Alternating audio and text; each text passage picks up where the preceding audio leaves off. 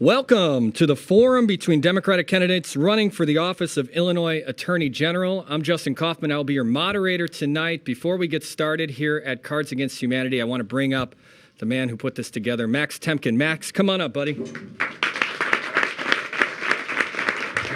Thank you, Justin. Thank you, everyone, for coming. Thanks also to our live viewers at the Chicago Sun-Times. My name is Max Temkin. I'm a co-creator of the game Cards Against Humanity. That's the office that we're in right now. We moved into this office about 3 years ago now, and this is a co-working space for about 100 small businesses and individuals in the city of Chicago. So it's not very startup-y. Everyone here is like an independent creative person, so artists, journalists, podcasters, people doing community organizing. And we love to support the civic community around the space, and we like to support the artistic community around the space. And this is totally in keeping with the vision that we had when we started this office. So thank you all for coming, and this is an honor for us to have such a great field of Attorney General candidates here today. For those of you who don't know, Cards Against Humanity is a comedy party game. It's the #1 best-selling toy or game on Amazon.com. And this is about we've been working on this company for almost a decade. So our mission is, in addition to working on the game, is also just to open doors behind us and help other people start their small businesses and their projects in Chicago. And additionally, we're in the Cards Against Humanity Theater. This is a free theater space that we do all kinds of educational and civic programming in. One of my favorite details about this theater is we actually inherited the old CBS Studios Klieg lights from our friends Kitty and Kevin at Kurth Lampe. So these are the lights that lit the Nixon-Kennedy debate, and we like to say these are the lights that make Republicans sweat. So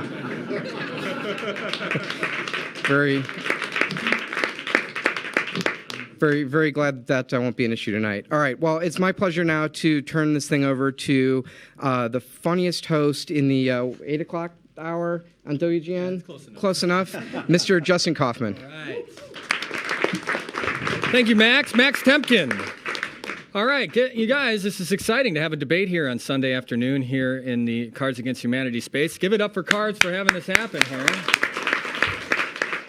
Come on. We can do better than that. This is not the campus of Washington University, guys. It's Cards Against Humanity. Come on. There we go.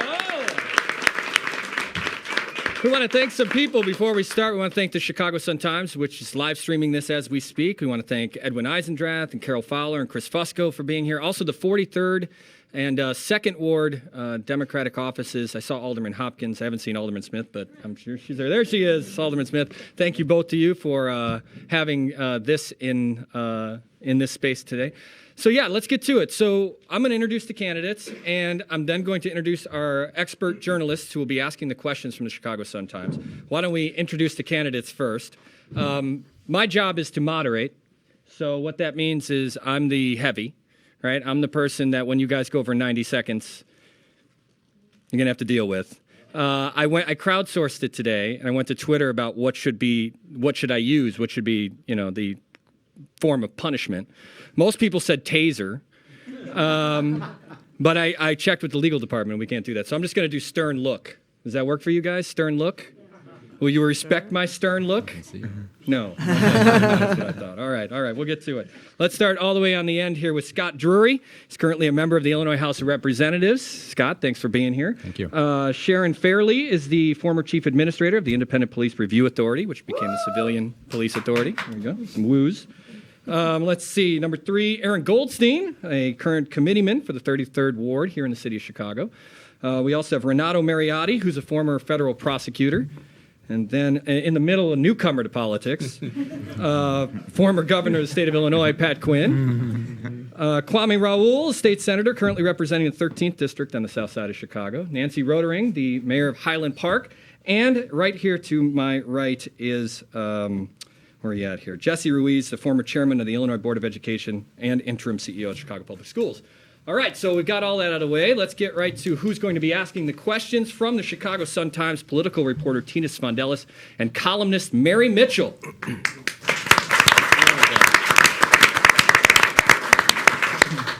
All right, so before we start with the big questions from Mary and Tina, let's bring up Max. Just like a baseball game, we have the honorary first pitch. The honorary first question goes to Max Temkin. Max, come on back up. Thank you. This is a question for the whole field. What does the Attorney General of Illinois do? All right. Why don't we start? Why don't we start in order? We'll start with Scott on the end. The mic's already on. Yeah. Okay.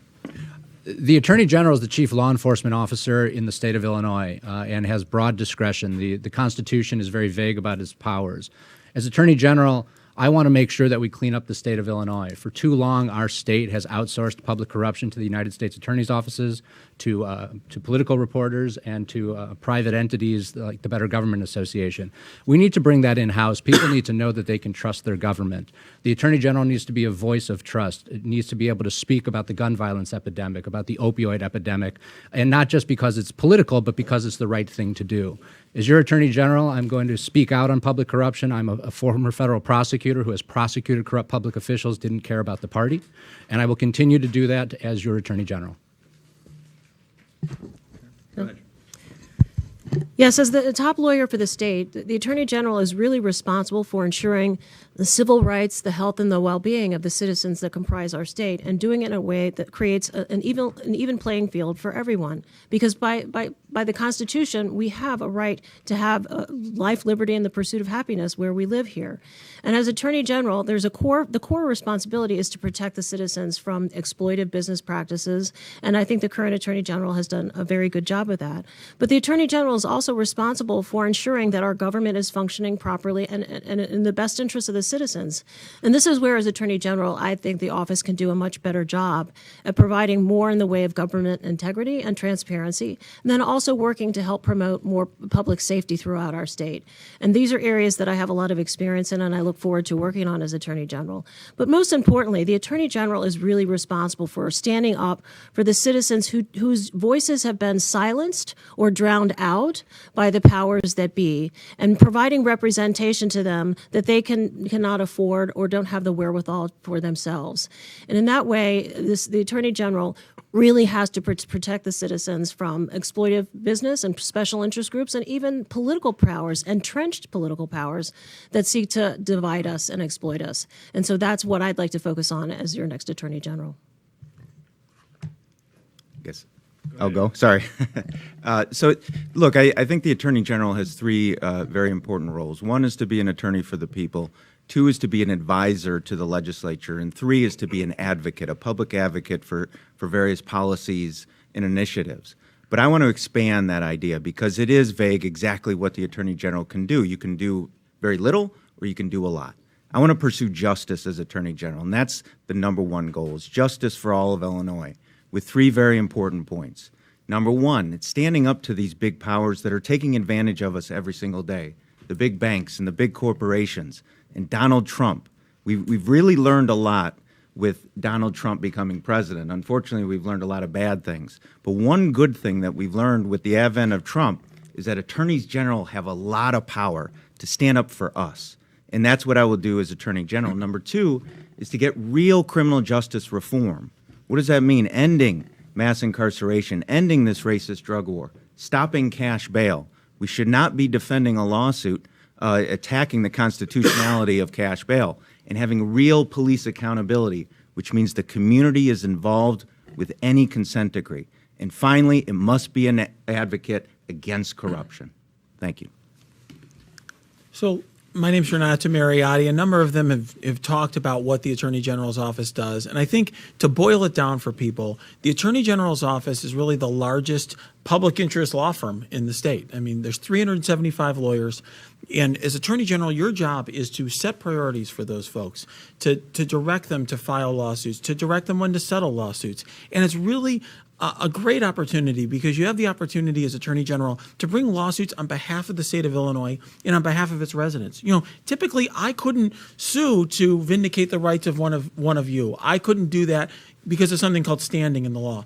As Attorney General, I could be out there fighting for you. You know, we talked, for example, there's been some talk about taking on Trump. I've put out a 12-page plan, a blueprint for resistance of how I would take on the Trump administration legally.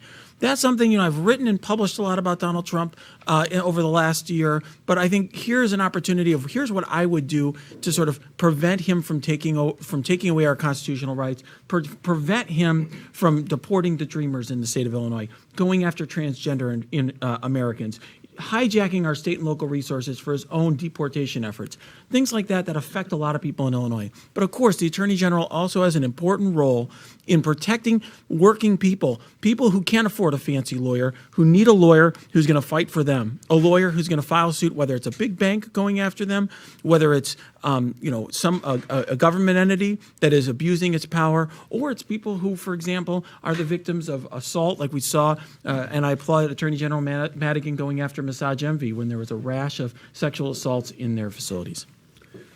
Well, I believe the Attorney General should be the lawyer for the people, for everyday people, for consumers, for taxpayers, for workers, definitely for voters when things aren't right. I think it's important to stand up for people with disabilities, to stand up for veterans. So whatever the law requires, the Attorney General needs to be there for the people, especially for honesty in government and ethics in government, and to enforce the laws of our state, and if needs be, get new laws. There's too much conflict of interest in Illinois government right now, both at the state level and the local level, and the Attorney General should be the strongest voice for ethics initiatives, and definitely the strongest voice for consumers.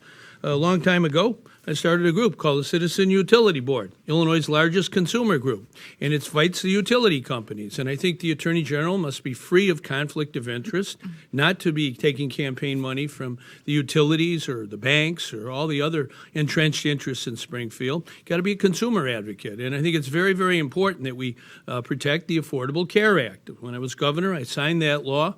Over 1 million people in Illinois got extended health care for the first time. Trump's trying to take it away. We've got to stand up to Trump. The Attorney General is our strongest voice against Trump. When he violates the federal or state law, we've got to take him on through our Attorney General. And that's how you make the will of the people the law of the land.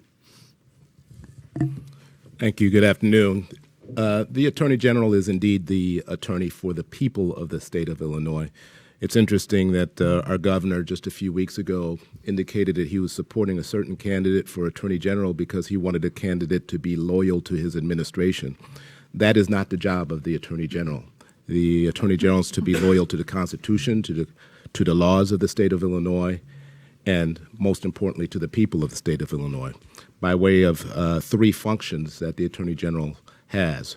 One, it has a bully pulpit that allows the Attorney General to advocate on a broad range of issues in the interest of the people.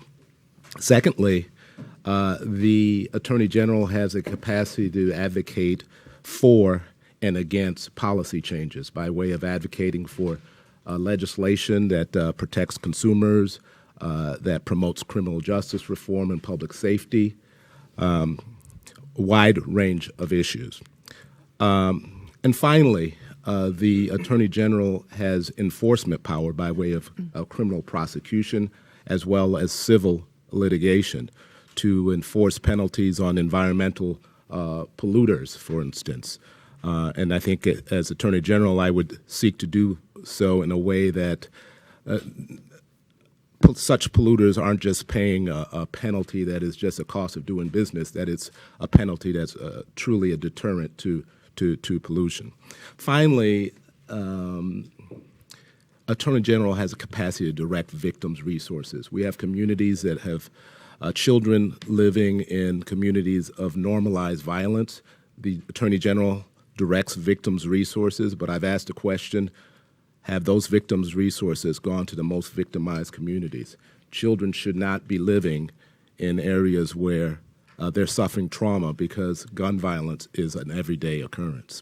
And as Attorney General, I would make sure that some of those resources go towards interrupting that trauma. So thank you all for coming out today, and thanks to the hosts for providing us with this opportunity to talk with you.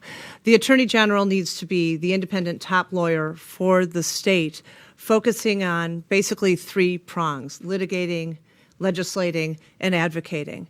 At the current time, the office is very focused on consumer protection, environmental protection, the rights of immigrants, crime victims' rights, and helping working families. And I feel that that's a strong foundation and an important place for the resources of this office to continue to be focused, but it also needs to expand. We also need to look at ways to empower the people to fight the corruption that's gripping our state. We need to talk about gun violence prevention in a way that's meaningful and impactful, that brings back safety to our streets and our neighborhoods and our schools. And we need to talk about criminal justice reform in a way that's smart and impactful, because we know that so many communities have been detrimentally impacted by a justice system that at this point simply isn't just for all.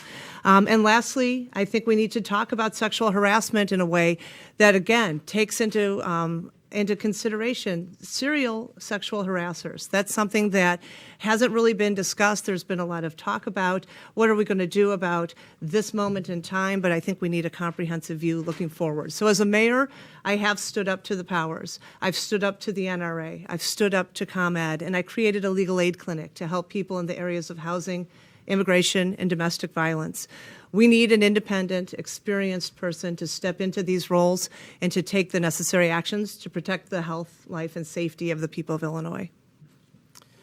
So the Attorney General is the chief legal officer of the state, so it represents the state and all its employees in all legal matters, and that's an important function. But it's probably more important for the citizens of Illinois that it's the people's lawyer. It's their chief advocate to make sure their rights, whether it be affronts on their rights from the President of the United States or our own governor here, our own government here, make sure that we stand up to those affronts on their rights, be it environmental rights, rights to consumers, rights to health care, and making sure that we are the strongest advocate for the people.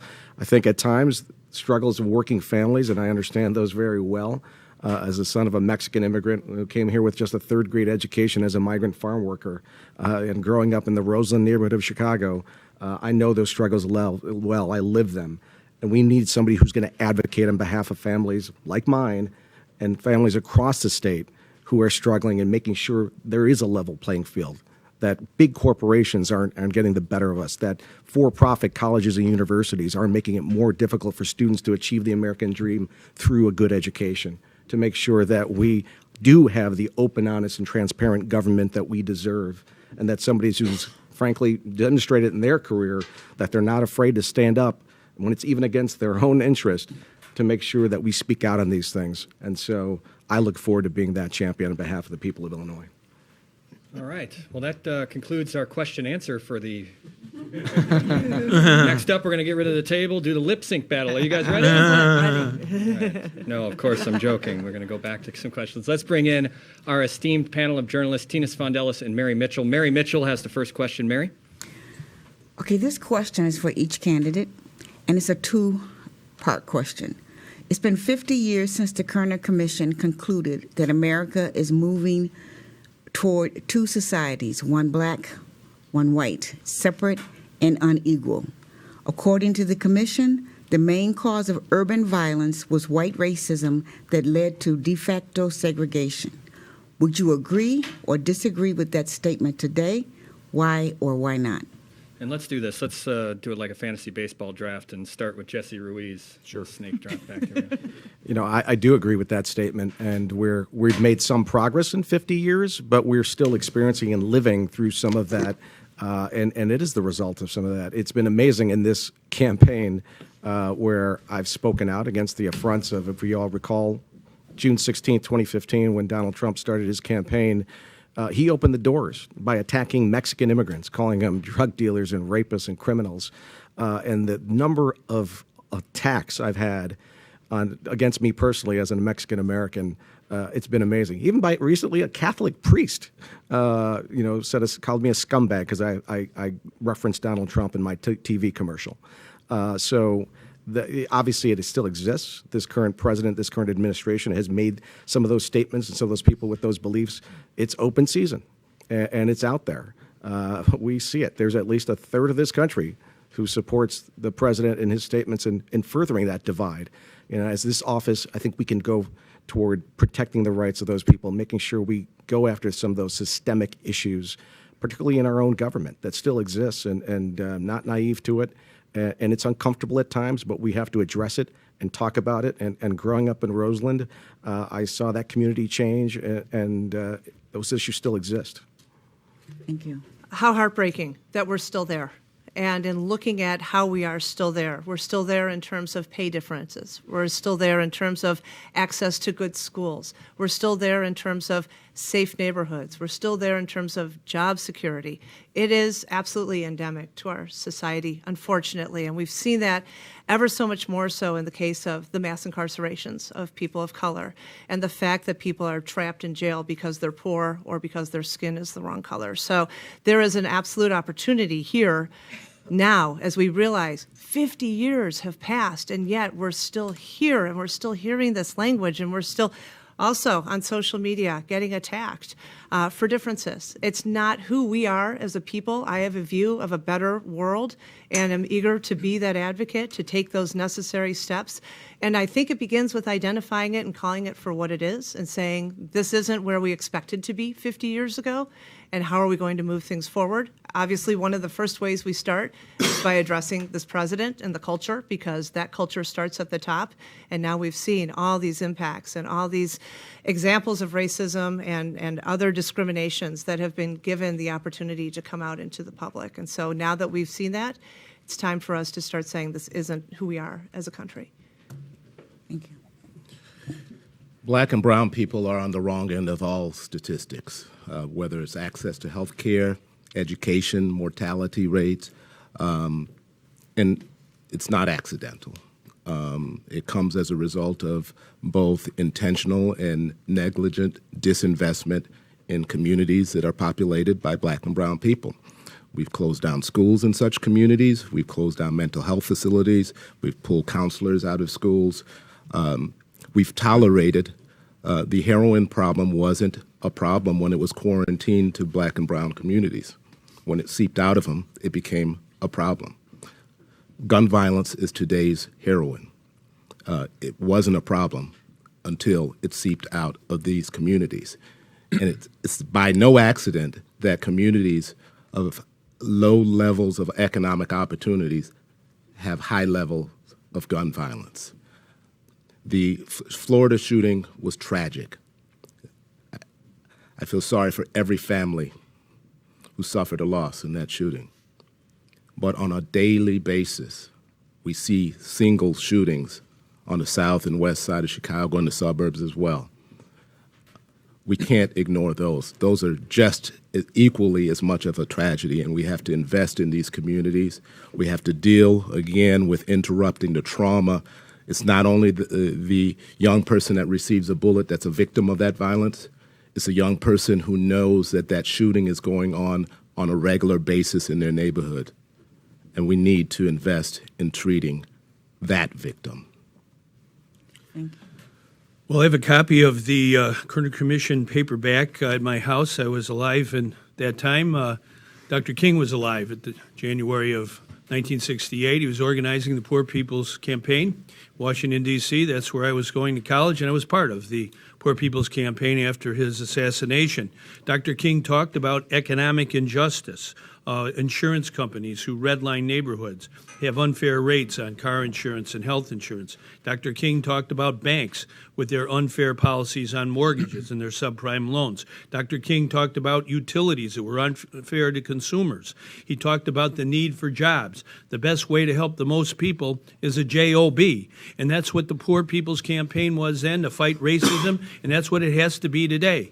When I was governor, we started a program called Put Illinois to Work. 35,000 people in the summer of 2010 were able to get a job during the middle of that Great Recession. So I think if we're going to fight racism, we're going to fight de facto segregation, it has to be about jobs and education and decent health care. Dr. King said the worst form of discrimination was discrimination in health care, where people didn't get proper health care. And that's why I signed the bill for the Affordable Care Act, Obamacare.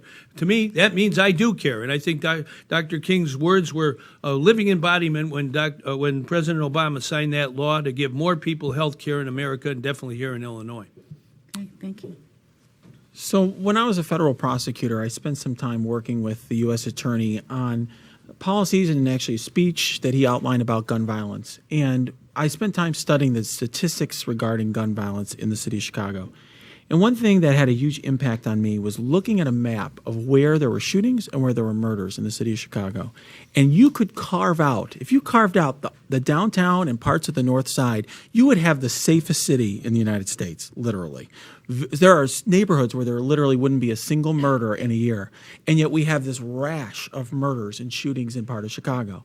And so it's easy for all of us, and I was one of these people who was outraged about Charlottesville, for example, and I talked about it online and so on. And it is shocking, and we should be out there, and I was, frankly, I wanted to be out there myself. But what's the bigger problem is where we don't care and we don't pay attention. There are hundreds of thousands of people in this city and folks that I talk to who aren't concerned really, who aren't up in arms about the violence that is occurring in communities that don't have the investment, don't have resources, have their neighborhood schools be shutting down. I mean, let's be real here. There are kids, and I've met many of these kids, who are scared to go to school, to walk to school. Until you understand their perspective, you won't understand why there's gun violence. So I have people asking me all the time, what can we do about gun violence, for example? And look, I've talked about some of these things, the Gun Dealer Licensing Act, that was a great step, and so on. But the reality is the problem that we have in these communities is not assault weapons. What it is kids who don't have an opportunity, don't have investment, don't have a neighborhood school, don't have parents that are strained. Sometimes they don't have two parents. Their parents are working two jobs. We have to do more for them. And until we get ourselves caring about that problem, we're not going to solve the problem of gun violence and the problem of inequality in the city of Chicago. Okay, thank you. So we have to call it what it is, and I think it's probably a lot of my opponents believe I speak boldly, but it's about speaking the truth. And the fact is, it's racist. We have a racist history, and we have a racist present. We talk about black and brown people who are victims of racism throughout this country. We don't even talk about Native Americans who are victims of genocide and still live in Illinois, by the way, and still are victims of a racist history and a racist present.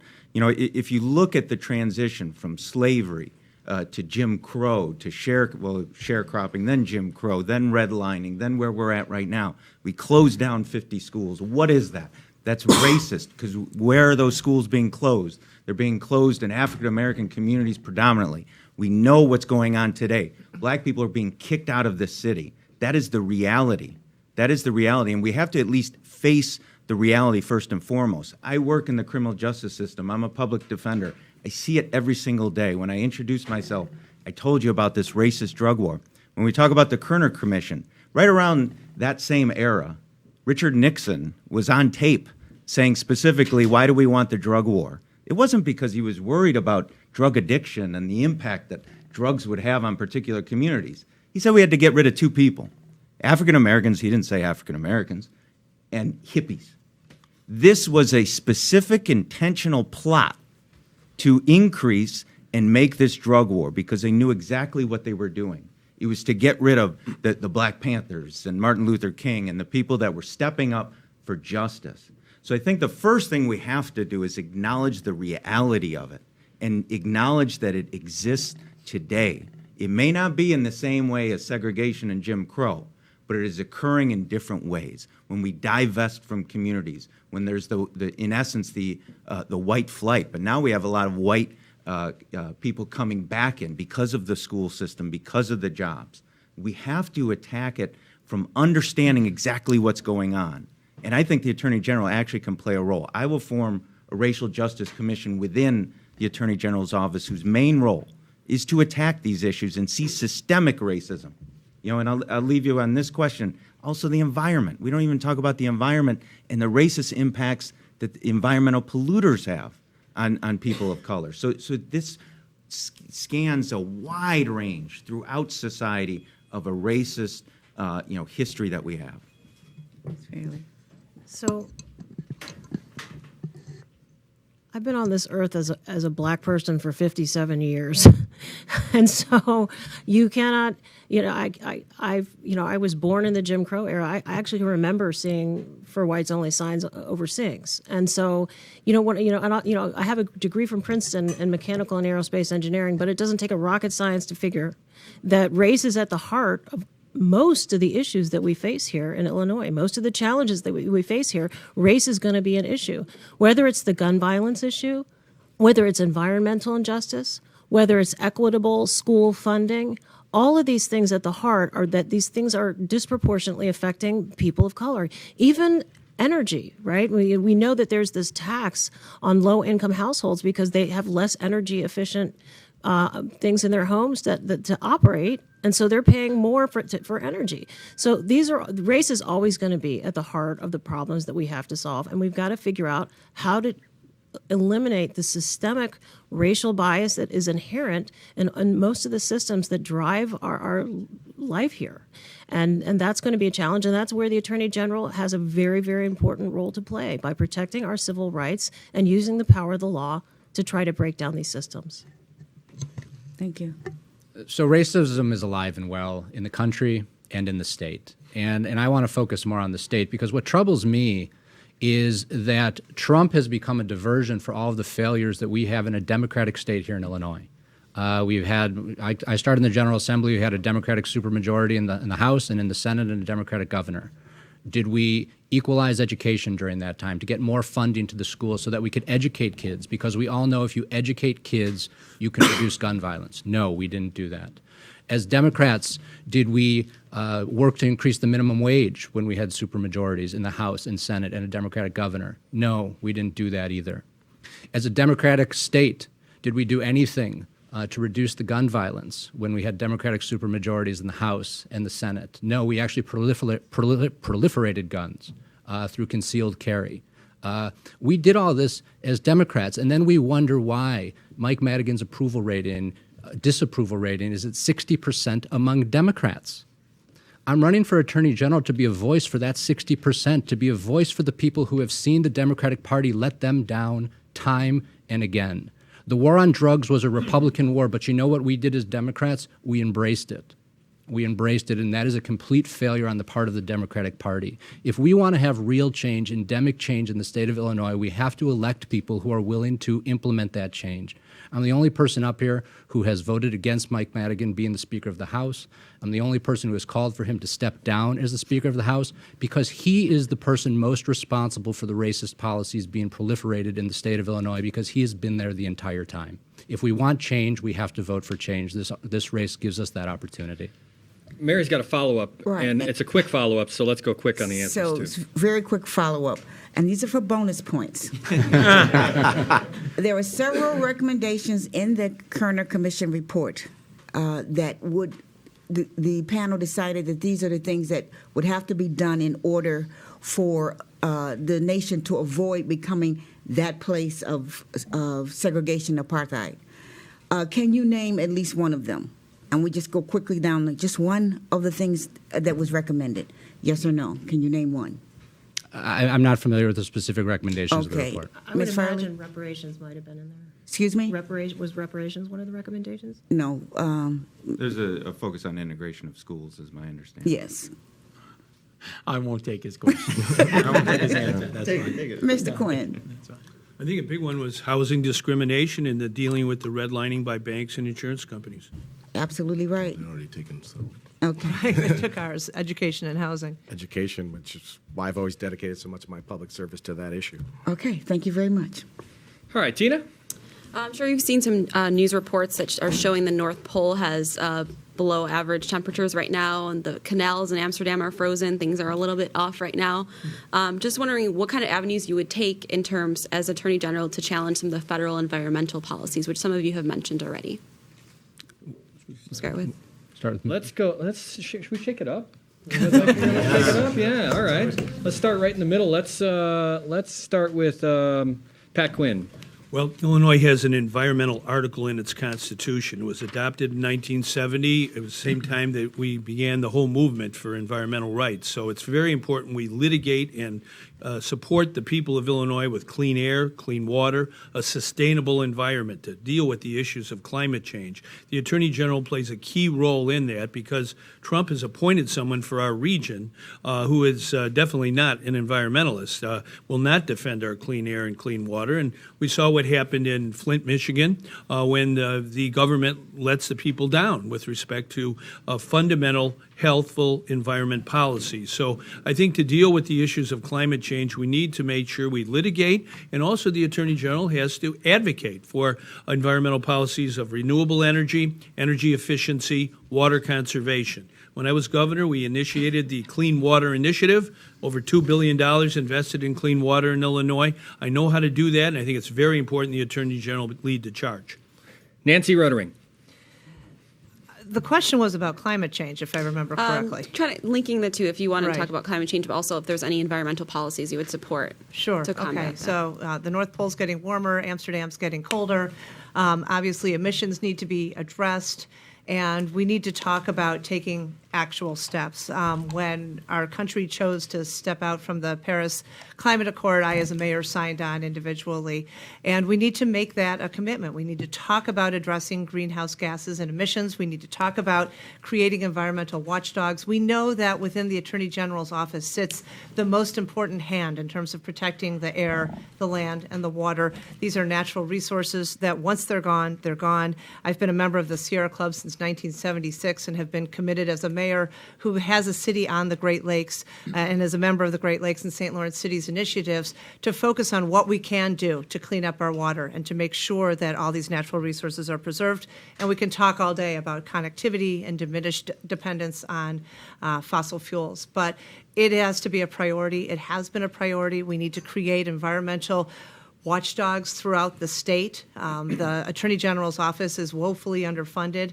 We need to have people who can actually be our agents to keep an eye on the polluters. And then we also need to bring in a private action opportunity so people can report. Currently, it's only by a recommendation from the IEPA that the Attorney General can take action. We need to bring the private cause of action into environmental law.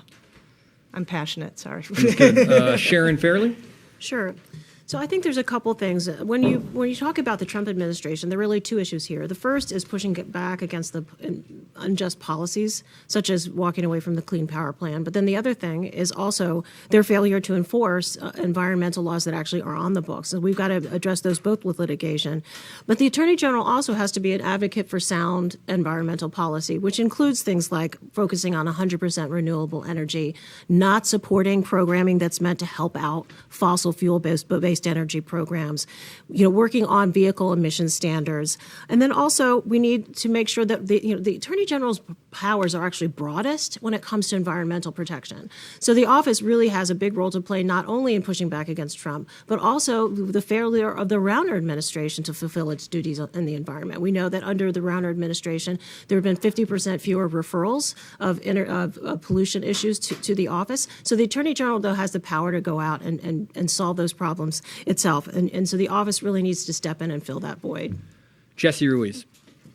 Agreed that since we left the Paris Accords, states like California have shown that they can coalesce with other large states that frankly are responsible for a large volume of CO2 emissions and can, in essence, take the place of leadership at the national level. Here in Region 5, the U.S. EPA is being systemically dismantled by this administration. And so the Attorney General is definitely going to have to step up and make sure that we file suit where necessary against anybody who's taking action and contributing to CO2 pollution in our state or pollution of our water or land, and making sure that we do advocate for a citizen's right of action, make sure we empower citizen scientists to make sure that they can get those referrals when our own Illinois EPA is not doing that as well, and making sure that, again, to me, this is, there is no path to the American dream if your environment is killing you. So we have to stand up and protect our future. Renato Mariotti? So the Trump administration is taking such a huge step backward. We literally have the head of the U.S. EPA doesn't believe in science, is actually telling climate scientists that they can't go to conferences and speak. And here in Illinois, we have the Rauner administration having their efforts led by a former industry lobbyist, trying to relax our clean air standards to help Dynegy have a coal plant in southern Illinois, even though the Dynegy is undergoing a big merger and is owned by out-of-state interests.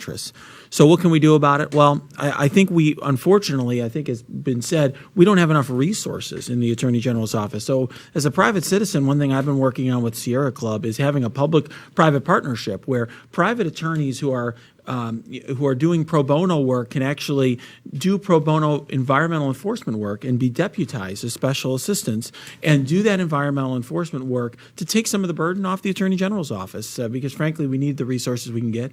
Another issue that I've encountered when I've been done work with Sierra Club is a lot of times the Attorney General's office has the ability to take suits away from private entities, and they do that a lot, and frankly, a lot of times the polluter is happy and would rather be facing the AG than facing the Sierra Club. I don't know why we don't just let some of these private litigants handle more of that work and then focus on some of the bigger threats we have. I mean, some of the things that we don't focus on are like agribusiness. It's more of a downstate issue, but it has a huge impact on our water there. And I do agree in terms of having multi-state solutions. There is now currently a Clean Water Act piece of legislation that a number of state AGs have joined. We have not, and I think we need to pull our weight in those efforts because, frankly, there aren't enough big blue states that have Attorney General's offices with the resources that aid those multi-state pieces of litigation. Scott Drury? We've been hearing a lot that the Attorney General's office doesn't have the resources to do its job and that we should outsource it or have it, a public-private partnership. That's exactly the wrong way to go. When I was at the U.S. Attorney's office in Chicago, there are times that we thought there was just too much work. There was hiring freezes, and Pat Fitzgerald got us together. We were in the main courtroom, and he said, "You know what we have to do? We have to work harder and do our jobs." And that's what we need to do in Illinois. We need to stop saying, "Oh, we can't," and we have to do it. As a state representative, I've been on the front lines of the battle for a cleaner environment. I have a 100% voting record with the Illinois Environmental Commission, years on now at this point. I just introduced a bill to ban fracking. Again, it was under a Democratic governor that we allowed fracking in the state of Illinois. That's going to ruin the Shawnee Forest down south. That's going to ruin our lands down south. And fracking is now a reality in the state of Illinois, and it needs to be banned, and that bill is out there. I was a co-sponsor of the Future Energy Jobs Act to make sure that we're actually moving towards clean jobs in this state. We're not just talking about it. It's not enough just to say we should and we could. There's a coal plant not far from where I live up in Waukegan that is causing asthma in impoverished neighborhoods at rates much higher than wealthy neighborhoods. And I've been an advocate to shut that plant down and turn it into a solar plantation. Those are the types of things that we need. We need leaders on these issues who are not just going to talk, who are not going to complain, who are not going to say, oh, if and but are going to take action. The Illinois EPA right now is the laughing stock of EPAs across the country. And I'm not just saying that. I worked on an investigation with U.S. EPA when I was at the U.S. Attorney's Office, and I said, do we need to talk to Illinois EPA? And they literally rolled their eyes and laughed. Illinois EPA is a rubber stamp for whatever the companies want them to do. We have to change that. We have to set the tone at the top. People need to know that the Attorney General's office is going to take over these investigations and go after corporate polluters if Illinois EPA can't. And it can't be dependent on whether we have a weak-willed Democratic governor or a weak-willed Republican governor. The Attorney General needs to be above all that and do the right thing. Okay. Kwame Raoul? I supported the Future Energy Jobs Act based on consultation with both the Attorney General and the Sierra Club. I continue to work with the Illinois Environmental Council and the Sierra Club. I just this past week moved legislation out of committee that would allow private cause of action where prior appellate court decision prevented those who are victim to polluters, corporate polluters that are abutting on their property, had no standing and currently have no standing. So I'm advancing legislation to give standing to those who were victim to those corporate polluters. It should have been the law of the state historically, but we'll make sure that it's the law going forward. I did travel to a Democrat Attorney General Association conference where I met several attorney generals from around the country. I've kept contact with them, and it's important because attorney generals have to collaborate together to fight these battles against this administration. And we've seen where that's happened historically, and it has to happen going forward. Certainly, while we have this man in the White House. Finally, I alluded to this earlier. The practice of going after polluters via state agencies brings about penalties that, quite frankly, some just consider just the cost of doing business. And we have to embrace a practice that goes out of these forms into federal forms where the penalties are bigger and would provide a deterrent to such actors. And Aaron Goldstein. So there's current litigation against the fossil fuel industry sued by many attorneys general throughout the country. I would join that suit. I think we have to think big and go after these polluters that are causing climate change. I think there's an opportunity to really be the start in the legal field to actually stop climate change, stop global warming. So that's number one. Number two, a lot was talked about the Illinois EPA. And the Attorney General, for some reason, is saying, well, we're waiting for a referral from the Illinois EPA before we can go after any environmental polluters. I don't think there's anything preventing the Attorney General from going after a polluter with or without a recommendation from the Illinois EPA. It quite frankly makes no sense that the top lawyer in the state for the people, the top protector of the environment, is the one that's saying, well, we'll wait for a referral. They need to be proactive. And a lot is talked about resources and the ability to take on these big cases. Well, the Attorney General is somewhat of a, not somewhat, mostly a self-funding agency. So the more success the Attorney General can have in these lawsuits, the more money they can bring in to do the good things that we want them to do. So to rely on these referrals is absolutely ludicrous. You have to be proactive. Particularly the Illinois EPA is run by Bruce Rauner, and we all know what he believes about the environment. So you have to be willing to take on these big cases. You have to be willing to try a case. And when I speak to attorneys who deal with environmental protection, they always talk about the Illinois Assistant Attorney Generals. They're so quick to resolve it. They're so quick to settle, and they're getting pennies on the dollar in these settlements. And it just makes no sense. You got to go into court. And you got to be willing to try the case. You got to be willing to go forward on the case. I'll do that as Attorney General. All right. Yeah? Do you like how we mix that up a little bit? Sounds good. All right, we'll go back to Mary Mitchell here. I think we're about 45 minutes in. We've gotten 2 questions in. So, there's a lot of candidates up here. But I would say that everyone okay with the length of answers? Should we tighten it up? Should we ask for a tighten up? What do you guys think? A little tighter? A little tighter? Just a little tighter. Keep your principles, but a little tighter. Okay. All right. And Mary Mitchell. This is going to be a fast one. Thank you so much for giving me my segue. If you could give Illinois Attorney General Lisa Madigan a grade for the way she's operated the office, the priorities that she set for that office, what would that grade be? All right. Let's go. Let's start with Scott Drury. Scott? I would give her a grade in the B to B minus range. And the reason I say that is she's done a very good job in the areas that she focused on. She did a good job in consumer protection, and I think has made a national name for herself and for the state in that respect. But I think she has not come close to doing a very good job when it comes to public corruption and public integrity. And whether this is an issue of perception or reality, there's the perception of because who her stepdad is, she was not allowed to do certain things, and that becomes reality and it doesn't breed trust. So we need to change that, and because she didn't speak out on that, she also didn't use the platform to speak out on gun violence enough and on the opioid epidemics enough. And I think the office could just be a much more aggressive office, have much more of a pulse, be much more relevant. And so that's lacking, and that's what I would bring to the office. Okay, thank you. Let's come back down here to Jesse Ruiz.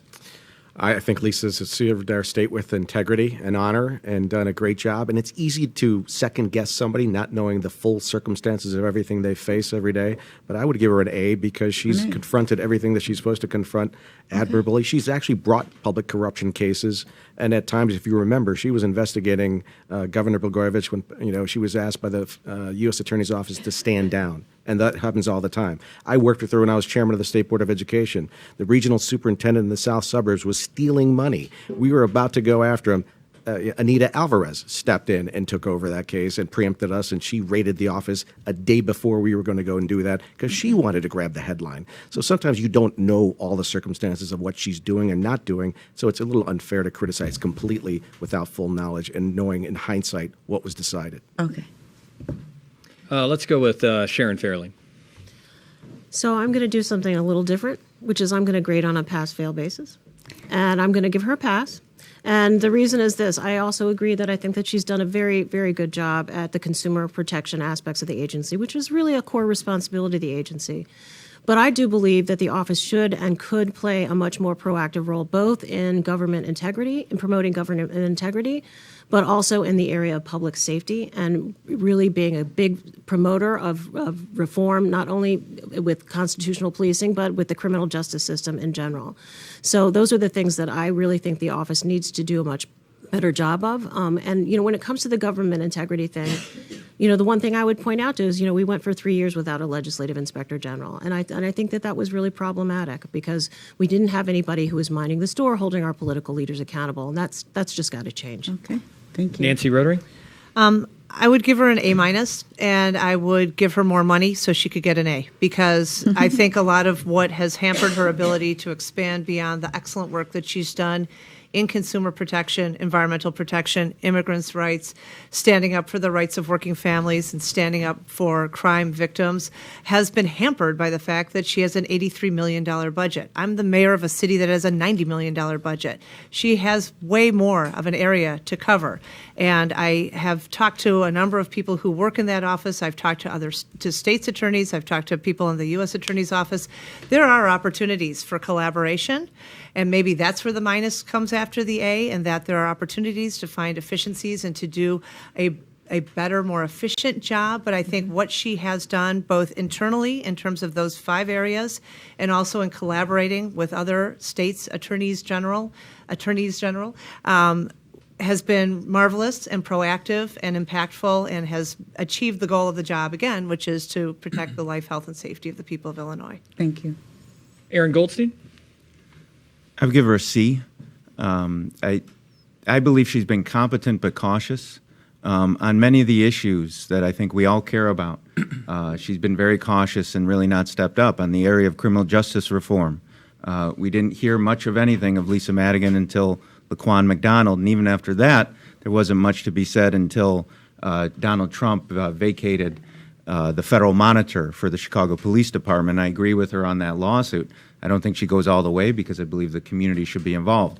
When it comes to corruption, I believe she did very little when it came to that. She hasn't spoken up on the conflicts of interest with the property tax appeal lawyers. She said nothing about that, maybe because Michael Madigan is the lead in that whole scheme. When it was the pension bill, she defended it. It was clearly unconstitutional. If you're a lawyer and you know the Constitution, you should know that the pension bill is unconstitutional. She defended it. She didn't speak out to say anything about that pension bill. We are now in serious trouble when it comes to the pension. She did nothing about that. Again, I see nothing from the outside looking in as far as her competency and as far as her ability, but she has been not proactive enough to step up on the big issues. And I'll leave you with this. Cash bail is a very big issue. There's a current lawsuit against Cook County regarding cash bail and its unconstitutionality. She's defending that lawsuit. So all she has to do is back out, and she hasn't done it. Kwame Raoul? I'd share Nancy's grade of A-. I've had the benefit of having worked closely with Lisa Madigan's office to, one, create the public access counselor in the Attorney General's office to bring sunshine to local and state government. I think that public access counselor's office is under-resourced, but it's there because Lisa Madigan called for it. I sponsored it, and Governor Quinn signed the bill. I've worked closely with the Attorney General's office to make sure that we have state policies on protecting against sexual assault on campuses. This is at a time when Betsy DeVos is rolling back the federal protection, so it's important for the state to have those protections. We protected employees who are paid with debit cards and were being charged excessive fees by financial institutions. And Lisa Madigan lent her voice to law enforcement reform before Laquan McDonald, because as I was negotiating a bill that I sponsored before the Laquan McDonald situation on comprehensive law enforcement reform, the Attorney General's office was indeed at the table. And then she did consult with me prior to filing suit for a consent decree here in the city of Chicago. So I'm not going to knock her on those fronts. I do believe her voice could have been stronger on criminal justice reform. I've been very active since being in the legislature on a wide variety of issues where I think the Attorney General's office could have been more vocal on. Okay, thank you. All right, Renato Mariotti? So I would give her a B. I thought she's done a good job on, particularly consumer protection. She's developed quite a name for herself there. On the environmental front, a lot of my friends in the environmental movement think very highly of the work that she's done there. And those are really two of the core things that the Attorney General's office does. I think my biggest concerns are, first of all, I do think that there's an aspect to her not being bold enough and aggressive enough. I am a member of Indivisible Chicago, and we made phone calls and phone banked her office trying to get her to join some of the suits against the Trump administration for defending, for example, our contraceptive coverage in the Affordable Care Act. I don't feel like, as an Illinois resident, I should have to be, phone banking her office to try to convince her to join those suits. I think we should be taking an active role and be a leader instead of a follower on those efforts. I do agree that I was disappointed with how she handled SB1, the pension bill. Obviously there's going to be disagreement here. So, governor who signed it and some legislators who voted for it. But I thought it was not just obviously unconstitutional if you're a lawyer. I think to every average person, it was obviously unconstitutional. And it's the sort of thing I think people in Springfield do to come up with a trick to throw it to the courts for a period of time. And her decision to act, she didn't have to legally defend it under Illinois law, and her decision to do so not only wasted a lot of resources in the office, a lot of time and effort, but millions of dollars by the unions to litigate that on the other side for what? Now we're left with, we have an unconstitutional bill, we're in a bigger crisis. So I think, that really disappointed me as well. And Pat Quinn? Well, I think the people of Illinois 4 straight times in elections gave Lisa Madigan an A, and I give her an A. I think she is a very strong consumer advocate, did not have conflicts of interest, and that's a key issue in this race. We don't want our Attorney General on the campaign finance payroll of utilities, banks, insurance companies, tobacco companies, all of these forces down in Springfield that really hound consumers. So Lisa Madigan stood up to them over and over again, and I worked with her. I mentioned earlier, we both supported the Citizen Utility Board. It's very important to have a strong consumer voice. I think also it's important to take on banks when they're unfair with their mortgages and their policies. I worked with Lisa Madigan to make sure that we prevented foreclosure, and I think she deserves a lot of credit for that. I also think she deserves a lot of credit for making sure there's a consent decree dealing with the Chicago Police Department. She stepped right in and did what the people wanted her to do. So an Attorney General that doesn't have conflicts of interest, that worked with me at a very serious time in Illinois history, that had to impeach my predecessor, convict him for crimes, remove him from office. Lisa Madigan was the Rock of Gibraltar at that time, and she deserves a lot of credit. Thank you. Okay, let's keep going here. Tina Sfondelis. Some of you have some large donors within this campaign or other campaigns that you've been part of. Should these donors have any expectations when they make a large contribution to your campaign? All right, who do we start with? Let's go ahead and we'll start with Sharon Fairley. I think what you're talking about is actually one of the most important issues in this race, and that is the idea of independence. And you're right. There are people in this race who have taken dozens, hundreds of thousands of dollars from the people that they are supposed to be holding accountable in various ways. And these candidates, they can talk all day long about, oh, well, I can't be bought, or I'm going to vote my way anyway. But that's not the point. The point of it is it creates a problem for us because we'll never be sure about the decision-making that they're implementing, because we'll never be sure of the influence that these dollars have had. I will tell you, as I've been in the corporate world, corporations don't make an investment without expecting some return for it. And so there's a reason why Exelon is throwing tens of thousands of dollars to Jesse and Kwame and Mayor Roding. There's a reason for that. And it's because they think that that's going to be in their best interests. And so that's why, we need new leadership in this state. We can no longer abide by having people who are beholden to someone other than the citizens that they represent. Jesse Ruiz. No one is going to expect anything in return. And as Sharon acknowledged, I did accept contributions. And as Governor Quinn pointed out, Lisa Madigan did the exact same thing. So I will be as a fierce an advocate for ratepayers as she was and has been, and as she took the same contributions I'm accepting now and then ceased to do it upon taking office. And the big delineation is there are no pending current matters, unlike the Tobacco Master Settlement Agreement, where there's still an arbitration out there that's involved with some of the donors in this campaign. To one of my opponents, that's the big difference. So no, I've been funded by a lot of individuals who worked with me throughout my career, who respect what I've done and how I've conducted myself with integrity and want to see someone like me in office. And so I'm proud of all the folks who've contributed in my campaign, and they know there is no quid pro quo, like there's never been in the various public service roles I've had for almost the past 20 years. Pat Quinn. Well, I think it is important, as I just said, that you not take contributions from powerful utility companies or banks or insurance companies or tobacco companies that have pending matters before the Attorney General.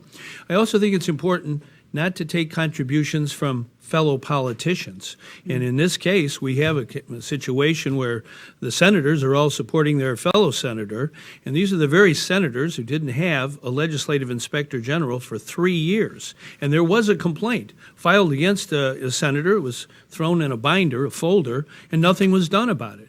And I do think that that's a very unhealthy situation. The Attorney General should be independent, as Sharon said, at all times without conflicts of interest.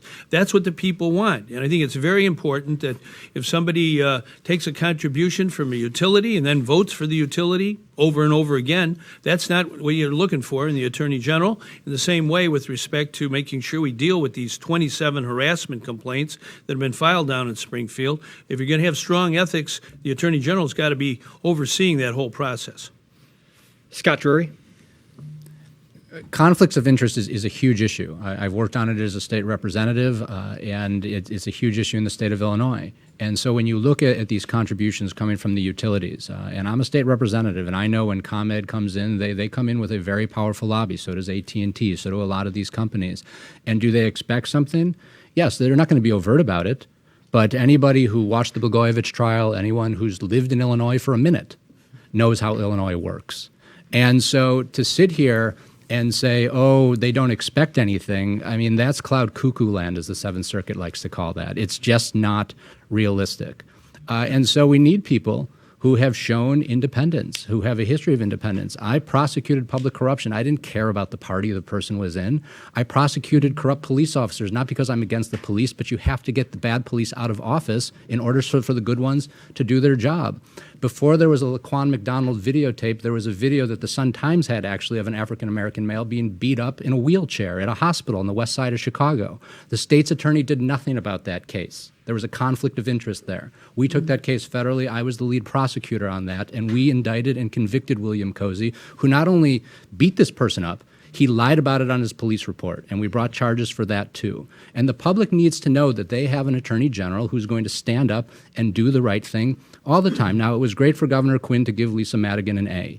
But you know what else she didn't do when she was the attorney general? She never looked into the patronage shop he was running for her dad.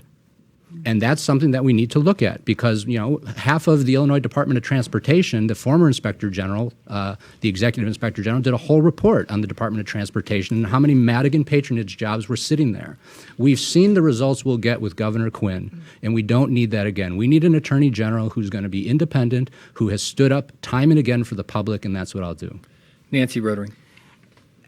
I'm kind of stymied here because I'm listening to Pure as the Driven Snow, but you got $200,000 from one person, so I'm not sure how independent that's going to be. Others in this group have been able to write themselves checks for $400,000. Not all of us can do that. At the end of the day, it's a matter of looking at somebody's record. I've been in office now for 9 years. I've had to run for office to be in that office, and those who have elected me know that I am independent.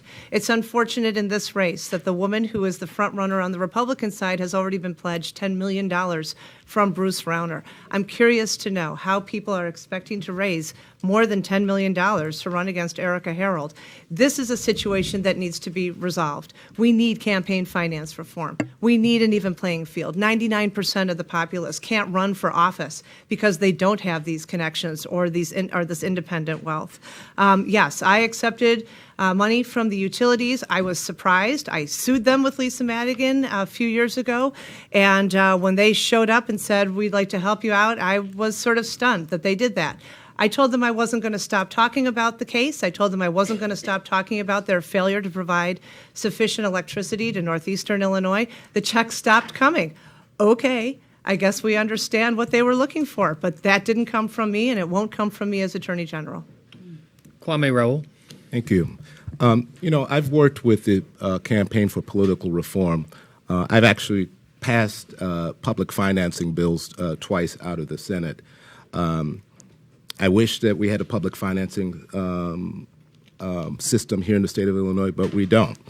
I don't think we're on the verge of potentially having a gubernatorial campaign that has two billionaires running against one another. I don't think statewide office should be reserved for those who can write themselves checks for hundreds of thousands of dollars.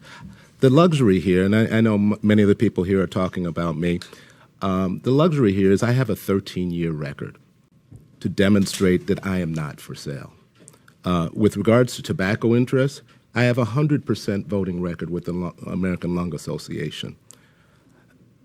Governor Quinn has gone to advertising solely on African American radio with an exaggerated voice of an African American woman, which I think is insulting, and it's hypocritical because Governor Quinn took $10,000 from National Tobacco, which produces flavored blunt wraps that are targeted towards children to smoke marijuana and other illegal systems. He also took contributions from the executives from the very utility companies that he indicates that he should be free of influence from. I think it's fair game to criticize taking contributions. I think the reason we have campaign disclosures so people, and the voters included, can make observations of who's given to who. I'm working right now with the Illinois Campaign for Political Reform on legislation for expanding the statement of economic interest so people can look at their potential conflict of interest. However, I have a record. I have a record that demonstrates that I am indeed a not for sale, and I invite anybody to examine it and show me how my record reflects otherwise. Renato Mariotti.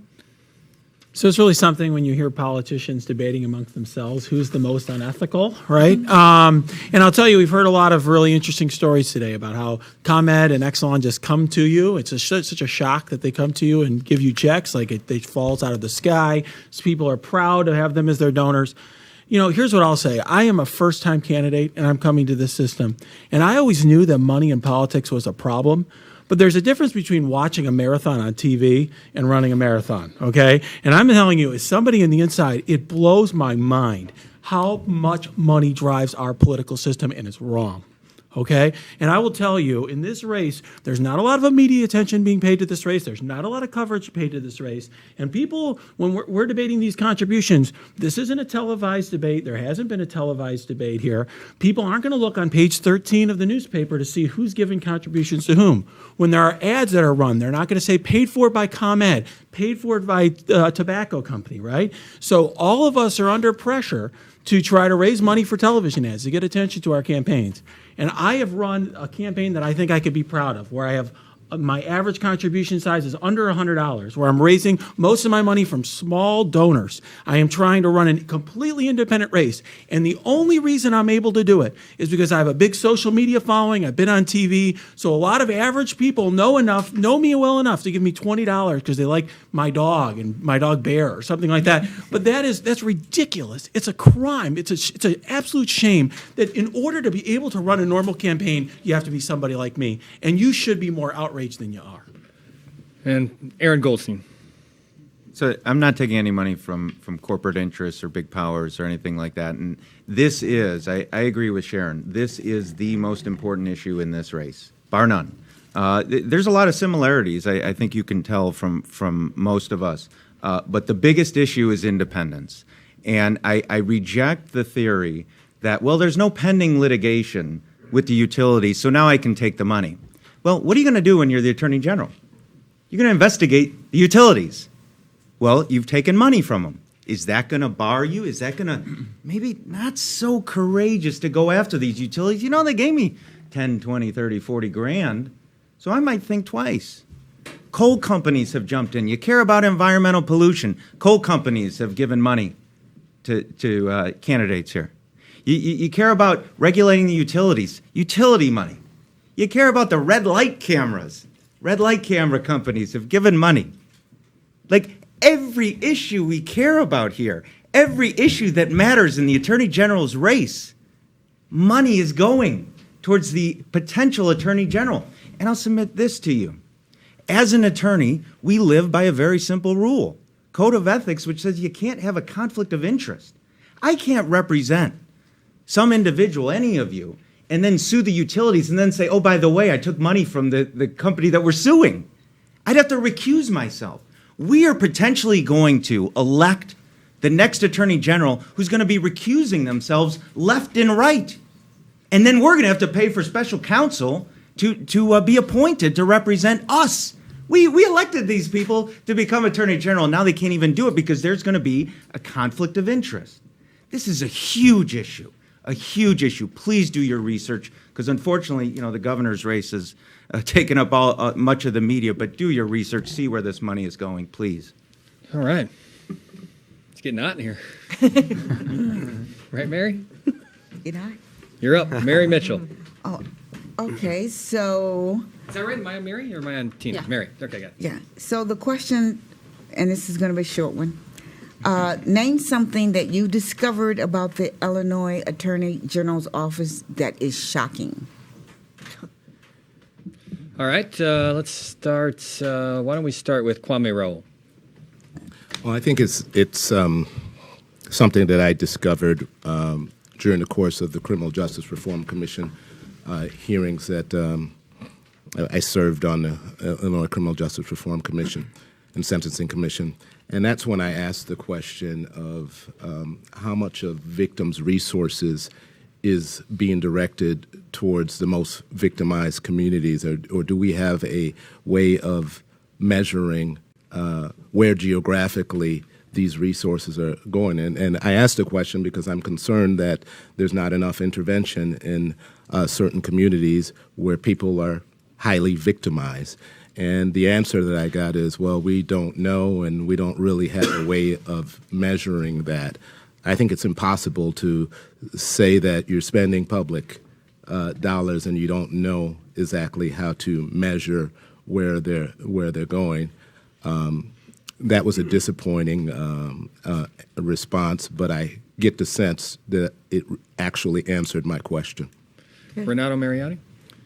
Well, I have to say one of the most shocking things I discovered when I was meeting with employees of the Attorney General's office is that they haven't had a budget increase in 12 years. I mean, there's a lot of people that not only, I talked earlier about not having enough resources for attorneys, but there are paralegals and legal assistants that have not had an increase in their pay in 12 years, and they don't know why. They don't know why they haven't been able to get increased funding. Obviously, we don't have funding for much of anything, it seems like, in the state. As I go around the state, we got all these mental health facilities and nursing homes that haven't gotten their bills paid.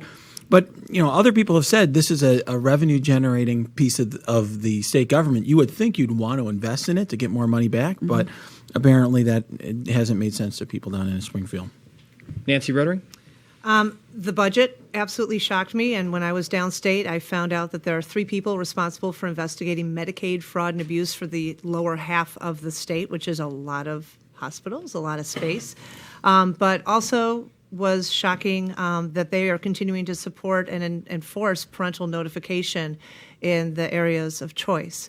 I'm a proud board member of Planned Parenthood of Illinois, and to me, that would be one of the very first things that I would work to change, would be this enforcement of parental notification. We're putting kids at risk, putting people's health at risk, their future reproductive health at risk, and I think that's something that really has no place in our state. Let's go Sharon Fairley. I talked about it before a little earlier, but I actually believe the most shocking thing for me was the failure to point out that we were without a legislative inspector general for 3 years. And the reason is this: the attorney general plays a really important role in representing the legislative inspector general in matters that are brought before the Legislative Ethics Commission. So the attorney general had to have known that that office was gone unfilled. And of course, we now know that there were complaints of misconduct that had been just piling up. And on top of it, we now have debate going on about how to address these allegations of sexual misconduct in involving our legislature. And there's nobody engaging in that debate from the Attorney General's office. And what we see coming out of the legislature is just terribly problematic. It's legislators talking about conducting their own investigations, which clearly are not going to be independent. And so we need someone to be inserting themselves into that conversation to really make change here, because the office currently has no teeth, and we need someone, an office that actually has the powers to hold these powerful individuals accountable when something goes wrong. They should not be investigating incidents and allegations of misconduct themselves. There's got to be an independent person playing that role, and that office hasn't been filled. And we know the person that's in there now is in there temporarily. So we need someone to be stepping up to the plate and saying, look, we need to fix this office, and we need to make sure that it's staffed permanently. Aaron Goldstein? What's most shocking is budget related. I agree with the mayor and I agree with Renato as far as how small a budget it is. And obviously more has to be done to increase the funding. But here's the shocking part. I work for the Cook County Public Defender's Office. It's actually a bigger office than the Attorney General's office. It has more attorneys than the Attorney General's office, and it has a much lower budget. And we just expanded to do more things within the Cook County Public Defender's Office. We're now representing people who are detained in the police stations. So what's really most disappointing and shocking for me is the constant, well, we don't have enough money to do these good things. At some point, we have to say, this is the budget we have, we'll fight to get more funding, but we're going to do as best we can with what we have. And that's what I think, particularly in the area of environmental protection, is the problem. It's this constant, well, we just have to get it right each time. So then they're cautious. And then they don't go out and actually do the things that protects us. You have to at some point say, we're all lawyers here, we're all skilled professionals, we're going to take on these big tasks, even if we don't have the correct amount of funding that we should have. Jesse Ruiz? The crimes victim assistance, there's actually a fairly large problem with funeral homes and taking advantage of those people. They've suffered a loss, and then there's this rash of funeral homes that are scamming them and charging them more for the funeral services for their loved ones. And so the funeral homes are overseen by the comptroller, not the attorney general. That's something I'm going to look into changing, making sure we have a set fee schedule for what a funeral should be, so that the assistance we're trying to provide these crime victims' families, frankly, goes to good use and gets spent as it should be, and not, frankly, them suffering additional insult to injury. Let's go Scott Drury. What's been shocking and utterly disappointing is how political that office is. And I want to talk about it in the context of the sexual harassment scandal going on right now.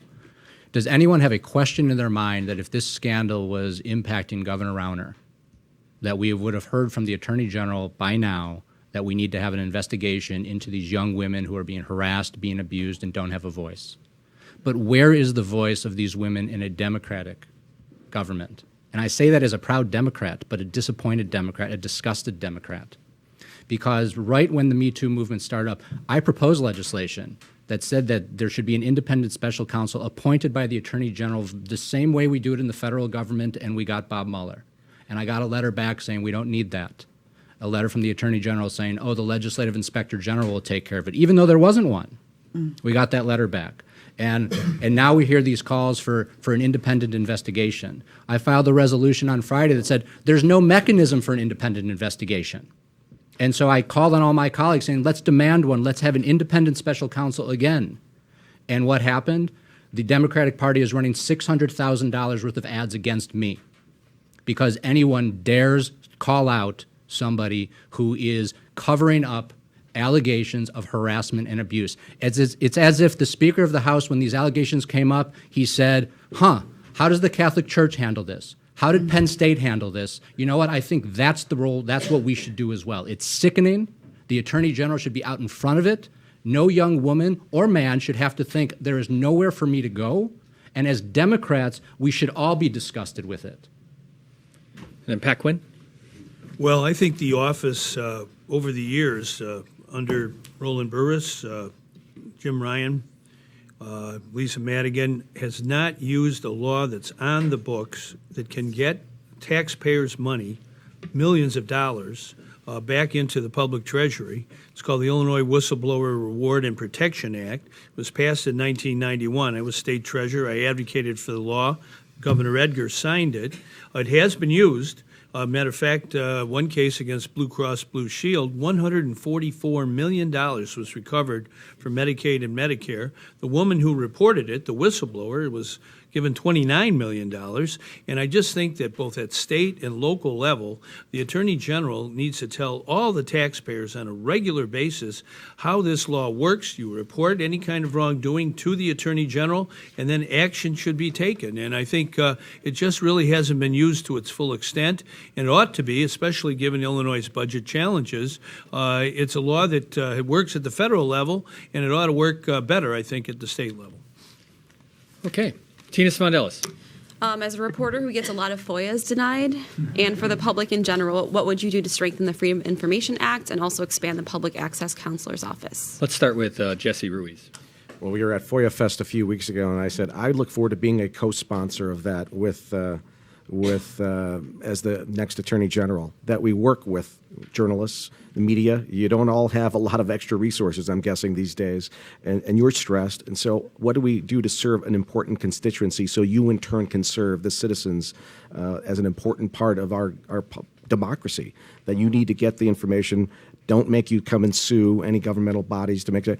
Use technology, be proactive. You get a lot of complaints from a lot of governmental entities that, oh, we're overwhelmed, or what some people would term a nuisance FOIA. I don't believe there is such thing. There are more than 24 exceptions on things that, and you can always use the blanket, unduly burdensome. So I think the pan balance is tilted in favor of government and against being open and honest and transparent. Same thing with the Open Meetings Act that I've called on my colleagues. In fact, with an interview with Lauren Fitzpatrick in December 2015, as I was leaving the Chicago Board of Education, and bemoaned the fact that over 4.5 years that I begged people, let's do our board briefings in public like I did them at the State Board of Education to the tune of close to 8 hours a day, every third Wednesday of the month in committees of the whole, that there were a number of issues we could have been avoided had we done all our business out in the open. And thus I've changed my position on having an elected school board because I'm frankly disappointed in those folks that they haven't done something that they should be doing.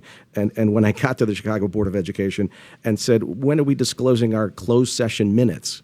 And it hadn't been done in years. And it makes for very interesting reading if you go back and look and see under prior administrations how entire board meetings were done in closed session against the law. So I look forward to going after both of those things, using both of those tools to make sure the sunshine shines bright, and it'll be a big disinfectant when I'm Attorney General. Kwame Raoul. Yeah, I'd like to see the closed session minutes with regards to the school closures and the SOUPS contract.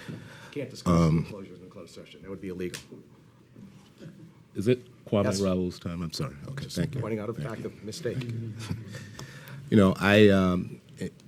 I introduced legislation to create the public access counselor because, again, I believe sunshine is important. I'm working with the Press Association right now to see to it that we can have legislation that if a governmental entity is appealing for just dilatory reasons, a decision by the public access counselor to court, which would cost an ordinary citizen or a member of the media litigation dollars, that attorney's fees would be paid by that municipality or by that government in order to deter them from appealing just to delay the disclosure of information.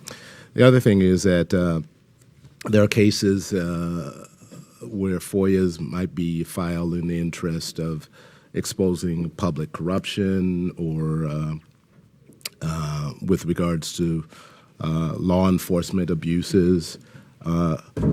Perhaps when we're examining whether certain types of FOIAs that touch certain type of subjects, such as public corruption, could be prioritized for more expeditious processing. Renato Mariotti? So I think a couple things come to mind. First of all, one thing that's really shocked me going around the state is that there are people who have determinations in their favor from the public access counselor, and then they're not getting compliance. They're not getting the materials that they're supposed to get anyway. So I think even though resources are thin, we may need to litigate some of those cases. Pick a couple. I mean, I think one thing, litigating one or two cases can have an impact because people can see, there's actually a consequence for sort of defying the public access counselor. That's one thing. I think we also have to look at that legislative exception to Illinois FOIA Act. Federally, there's an exception because of the speech and debate clause of the United States Constitution, which courts have read very broadly. But in the Illinois Constitution, it hasn't always been read as broadly, and I think we should look to make it as narrow as we can constitutionally because, frankly, the press are doing most of the work of investigating and prosecuting corruption in the state, and we need to support that. Sharon Fairley? So I believe that transparency is essential to democracy because it's providing information to the public is how we as citizens are able to gauge whether or not the government is executing the powers that we have bestowed upon them on our behalf in a way that we find acceptable and appropriate. And as this chief administrator of the Civilian Office of Police Accountability, the idea of transparency was something that we fully embraced and really tried to build into the culture of that agency because we always tried to err on the side of producing information because that's the way you maintain trust with the citizens that you're serving. So in terms of enhancing FOIA, under my administration as Attorney General, the first thing is to promote that kind of vision, which is that openness is essential to our government. I would consider working with the press to talk about whether or not all the current exemptions under FOIA are still necessary and appropriate. I think the office could actually do more in terms of providing guidance on how government agencies interpret the unduly burdensome exemption, because I think that that's a problem area sometimes that government agencies hide behind that to sort of delay their response or limit their response. And then the office needs to actually step up and litigate issues when government agencies are not complying with the directives that they've been given. The office has to sort of step up and go behind that and start seeing some fines imposed to really enforce and be a deterrent from other government agencies to not follow the rules. Scott Drury? So I'm going to answer the question, but I just want to respond to something that was said there. The senator had stated that, if there's a FOIA that deals with public corruption, it can be expedited. I think that's why we need someone who has experience investigating and prosecuting public corruption, because any FOIA could be the next public corruption case. There's no one email that you look for and you're like, oh, this is going to uncover public corruption, and so I'm sending it to you. FOIA needs to be open and transparent, and it is not. And I don't just speak as someone who's studied FOIA and looked at the statute. As a state representative, I've had to use FOIA to get documents about our own government because the agencies wouldn't give them to me. The Illinois EPA under Governor Quinn couldn't get documents from them. The State Board of Elections, State Board of Education couldn't get documents from them. And so I realized I had an issue of FOIA to have some rights, and I issued it, and I got the same experience. We need 5 more days, representative. You then get the 5 more. You give them the 5 more days, and then you get a laundry list of excuses of what they can't turn over. You don't know exactly what it is, how many documents those are, and then the documents you get are all blacked out. They say dear, and they say sincerely, and everything in the middle is gone.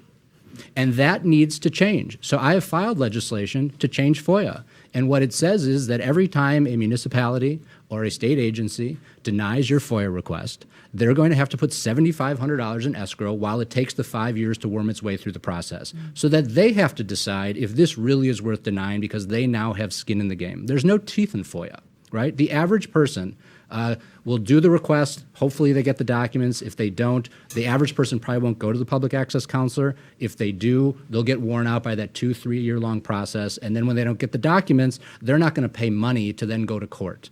So the average person does not have the sword, the corruption fighting sword that is FOIA, to use.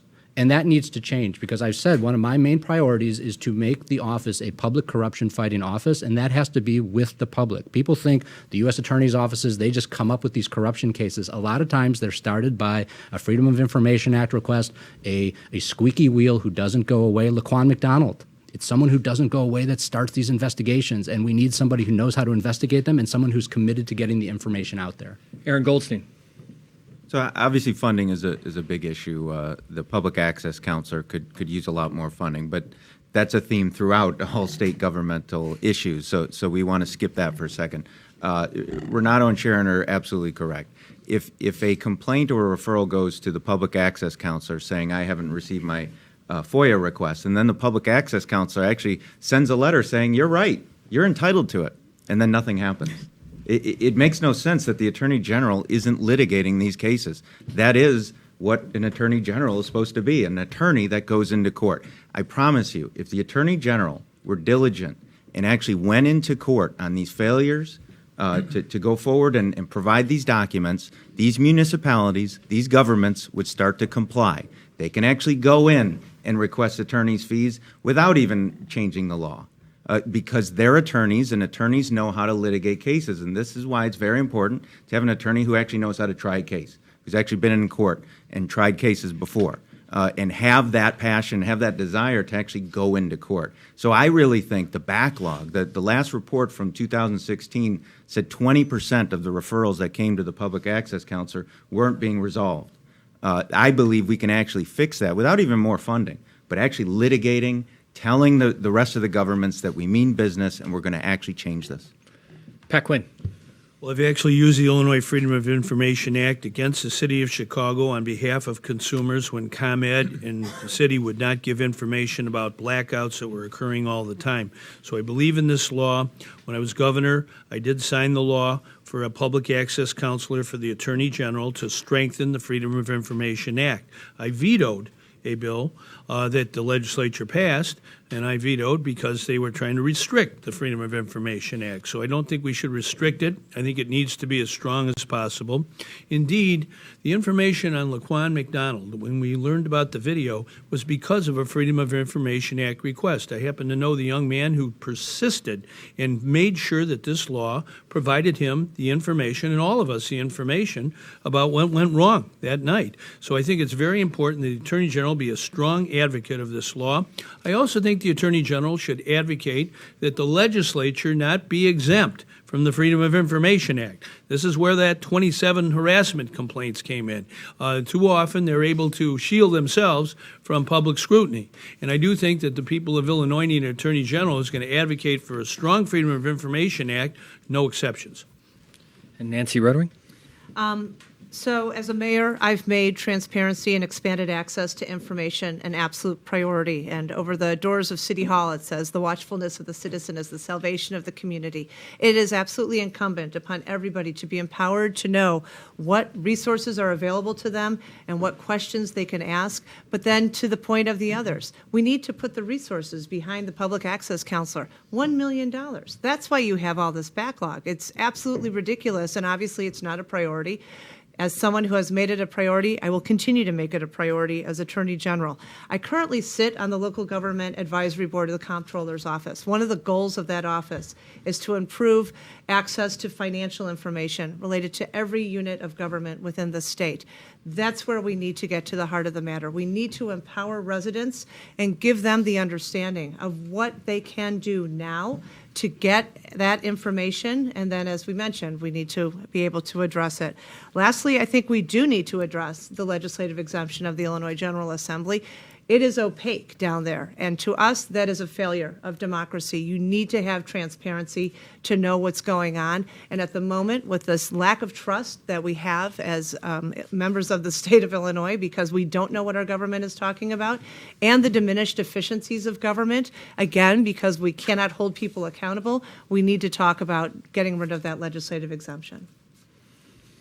Okay, well, we've got about 15, 20 minutes left here. So there's a couple extra questions, and if you have, we did 3 rounds. If you guys have other questions, just let me know. The one question I would want to ask you guys is that we just saw in Springfield 3 years of imbalanced budgets. And in a way, the reason that could happen was because of the Office of Attorney General and the fact that state workers were able to get paid through this. As you see government shutdowns, a lot of times if you have a government shutdown, that means nobody gets paid. That's why it gets resolved so quickly. In the state of Illinois, the reason it could go on and on and on is the fact that there were employees were still getting paid. What do you see the role of Attorney General playing in budget shutdowns or inaction or unbalanced budgets in the future? Why don't we start with Scott Drury on the end? Thanks for the question. So these budget impasses were very frustrating from somebody who was there. But I was, for a long time, the only person who kept saying, we have to stop passing piecemeal budgets, we have to stop paying people, as hard as that was to say, because there's a lot of great programs that I support.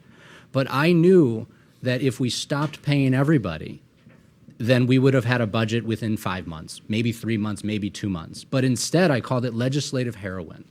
What would happen was people would get all concerned that I can't go back home if my towns don't have road salt. I can't go back home if my universities aren't funded. And so we would pass this legislation that would feel good to us, but in the end, it hurt everybody around us. And so the Attorney General should have stepped up. It took her 2 years to step up and finally say, I'm going to say that the workers shouldn't be paid. And at that point, I issued a press release saying, I'm glad that the Attorney General has finally come on board with a position that I'd taken 2 years before. And then you started hearing all of the General Assembly start saying, oh, this is a pressure cooker, we got to keep the lid on and not pay anybody. And again, I said, I'm glad everybody's jumping on board. But had they jumped on board 2 years earlier, we wouldn't have had that budget impasse. Our unpaid bills wouldn't have gone up by $8 billion during that time, and it would have been resolved. You know, what Illinois needs is leaders.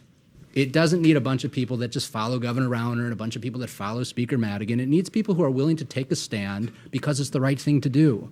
And I've done that, and sometimes it hasn't been politically beneficial to me. Like I said, I'm the only one up here that the party is running ads against because I'm the only one up here that they know will actually do something to change our broken system.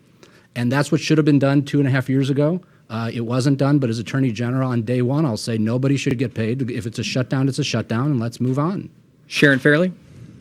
I think this is an example of the complete failure of our political leadership to solve the pressing problems that we have. This is a perfect example of that. With the budget just kicking the can down the road, not solving the pension reform crisis. These are all things where the Attorney General has to really be a voice of reason and protect the people from the harmful policies and programs that our political leaders are actually implementing or actually failing to deal with. And so the Attorney General needs to be above the fray and not take a position that's really behind one side over the other, but rather take the position that is going to protect the interests of all citizens, including workers. And I think that this is one of the most important. Independence is the most important theme in this race, and it's for this reason that I think it's really important for voters to understand who has preformed allegiances to the political leadership. And you see people at this table who have hundreds of thousands of dollars coming into their campaigns from political leadership. And so when you have these kinds of challenges and you have these kinds of debates, they're going to have those preformed relationships that are going to obviously be affecting how they act and how they fulfill their duties. And that's a problem. And that's why independence is really essential in this race. Aaron Goldstein. I'm sick of workers always having to take the brunt of the incompetence of the legislature and corporations. So when it came to the pension bill, they couldn't come up with a solution that was fair and equitable and actually resolved our budget issues. Instead, they hurt the workers who paid into a pension their entire career and take money from them. And now with this budget impasse, it's, don't pay the workers. Talk to that family. Talk to that individual that's working every day, working for the state in public interest, and then say, we're just not going to pay you because we can't get our thing straight. So I don't like the focus on workers and not paying them. Yes, the Attorney General has a role. Yes, the Attorney General should be vocal to make sure that they have a budget. But I really despise the attack on working families, on working individuals who've done nothing to cause this harm other than put in their blood, sweat, and tears into the career that they believe is right. So as Attorney General, I think there is a voice, there is a role to be played, and that role would be involved in making sure the legislature gets their act together, but it wouldn't be on harming and hurting workers. Renato Mariotti? Yeah, I mean, I know what that's like. I was a federal prosecutor when we had a government shutdown, and some of my colleagues weren't paying bills in order to have the money to just keep things going. I mean, literally, people were withholding property tax payments and things like that, so they had enough money because most people were living month to month, and that is wrong. And there's a lot of people who are really struggling, like people who are working 2 jobs or people who are having trouble making ends meet. So it's hard. I would say, as Attorney General, my job would be holding the legislature honest. I mean, one thing I hate is when politicians say, "Oh, I'm going to wave a wand, I'm going to force them, I'm going to do this." Look, the reality situation is I can't control or force the legislature to do anything if I'm your Attorney General. But what I can do is I can make sure that I hold them to following the law and Constitution of the state of Illinois. And that's why I said earlier about the pension bill, when they were being dishonest, they were, one thing they did is they literally exempted out the pension for judges from their pension bill, which you knew was a sign that there was that they knew that there was a problem with it. I would have held them accountable then. And I think I would be doing whatever I could if there's a budget shutdown. We shouldn't have to pay $1 billion in interest, which is literally what we paid. We need to have an Attorney General who says, I am going to uphold the law. If people can't be paid because that's what the law requires, so be it. But it's not a political game. It's holding them to what the law requires. Pat Quinn? Well, I know something about the state budget. I signed 6 of them, and I got them passed. And the guy who came after me hasn't done so well in that department. I do think the Attorney General should really use the Constitution, here it is in Illinois, to sue the legislature, sue those who are the governor, not getting the job done for the people. I think that this is an area where the Attorney General has a unique role. They can, hopefully with a suit, bring the parties together and pass a budget. To have 2.5 years of non-budgets was shameful, and I think there are laws on the books in our Constitution, provisions that allow the Attorney General to step in. And so I would be, if I'm Attorney General, be very active in this area. We're not going to let whoever is governor continue what they did before. And I think it's important, yes, the employees to be paid, but most importantly, to get a budget passed. I took office at the time, the worst time in Illinois, our lifetime history, for the budget. We had the Great Recession going on, the worst recession in our lifetimes. We had a budget deficit of huge proportions and an ethics crisis. But yet we were able to pass a budget. It was very difficult, and I think if it can be done then, it can be done now. And I think the Attorney General should step in and enforce the Constitution. Kwame Raoul? I don't believe that leveraging state employees in order to resolve impasses is the way to go. I think these people have families that many of them live from check to check to provide for their families. One of the untold stories about the resolution of the impasse is a group of rank and file legislators, bipartisan, bicameral, which had been meeting.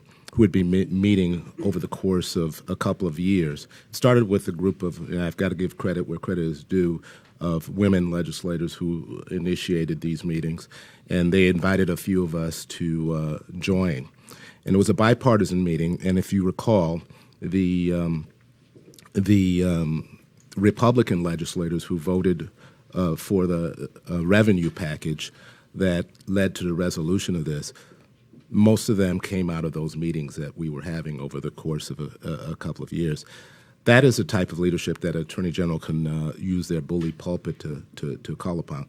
Many of those legislators realized the vote that they were casting represented the end of their career.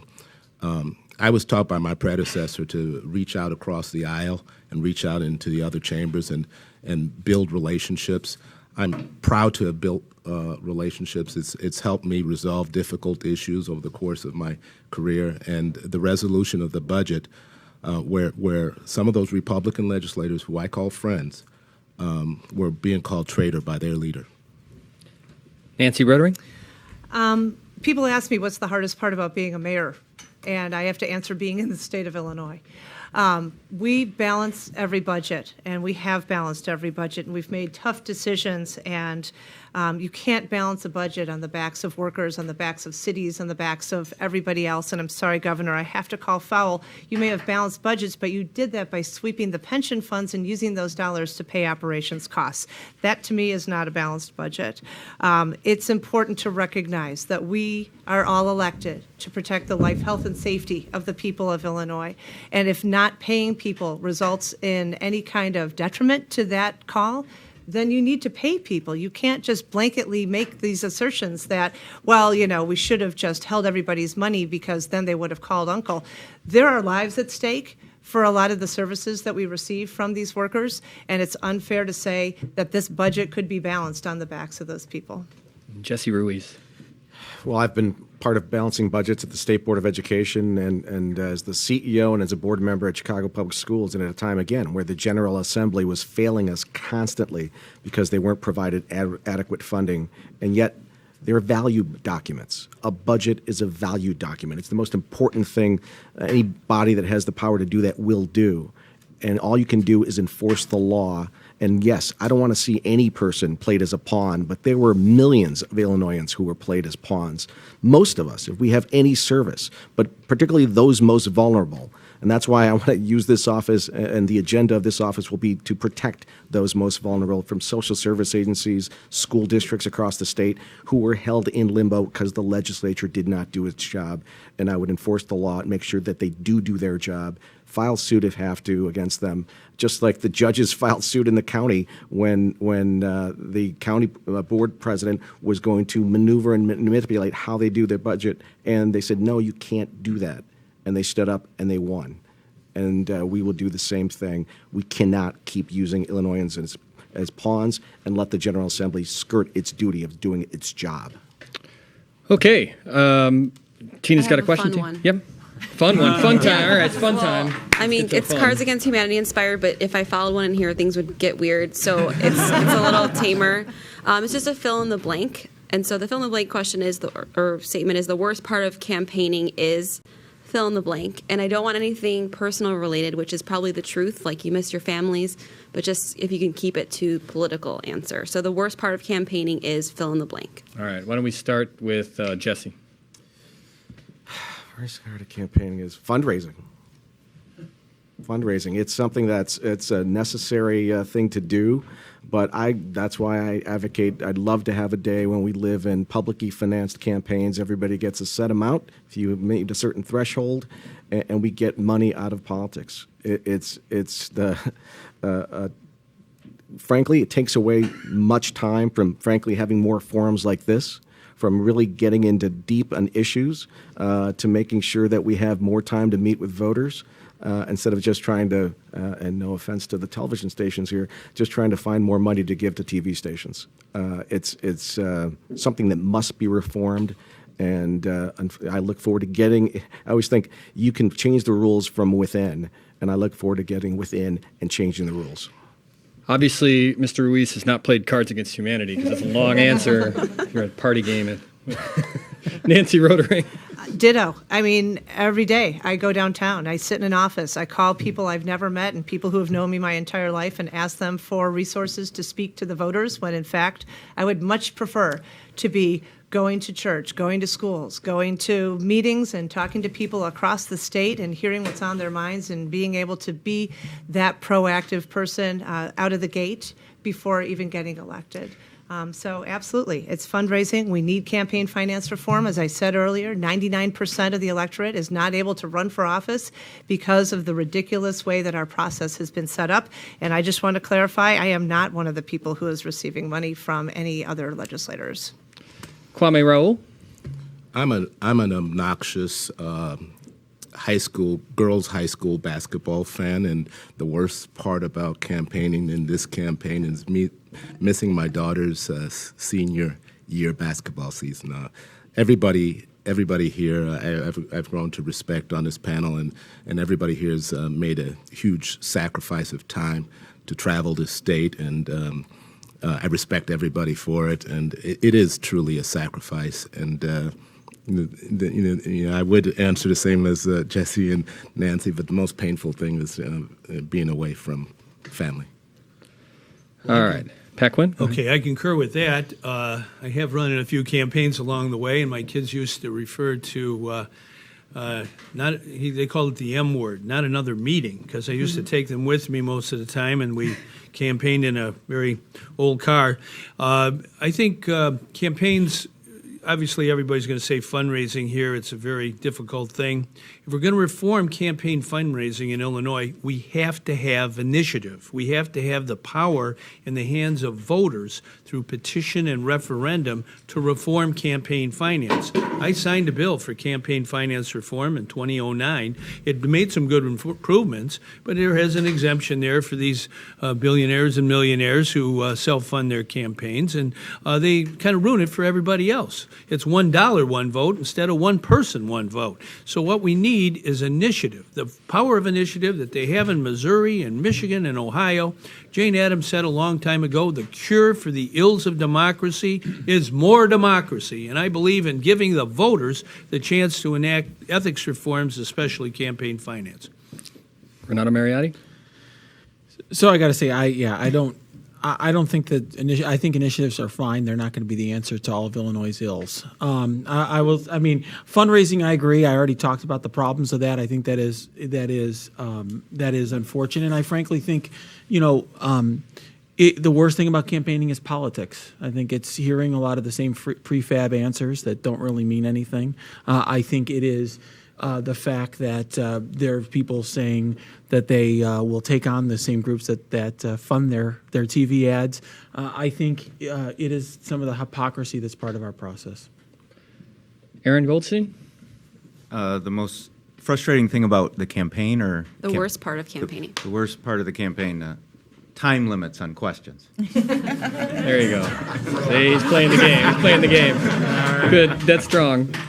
Sharon, Fairley? Yeah, I would agree that fundraising is really difficult. I think also part of it, I think what's also can be difficult is just seeing the structural problems in our political system and feeling frustrated by them, and the uphill battle that people who are trying to make change face when you're a new person coming in, and the roadblocks that are put up in front of you, particularly as the only Black woman in the race, seeing those roadblocks and being confronted with them is hard. It's hard to take, and it's hard to not take personally sometimes.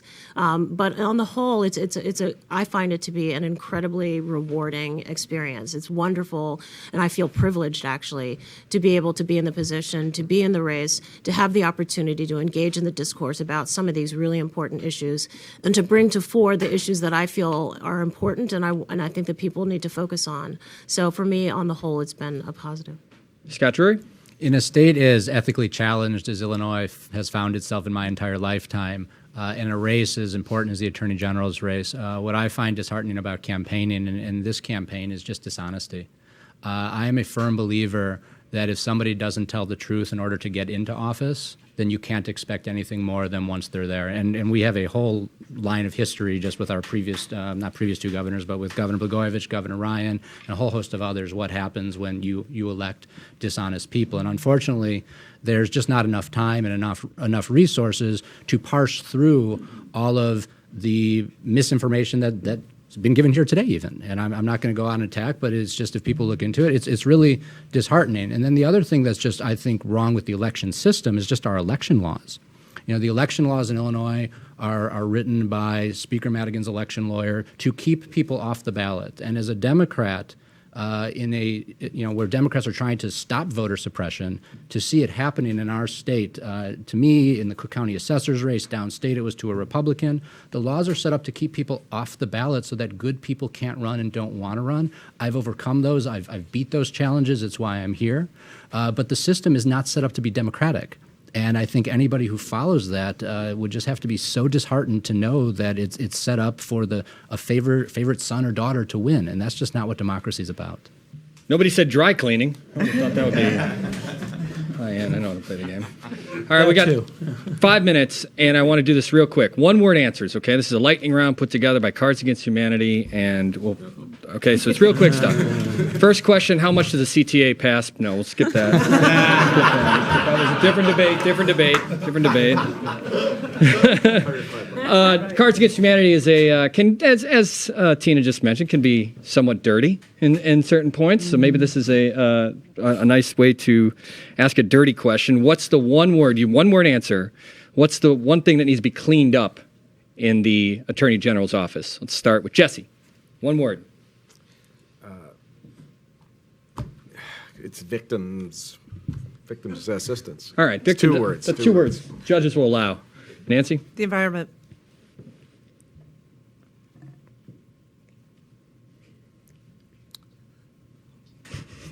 Justice.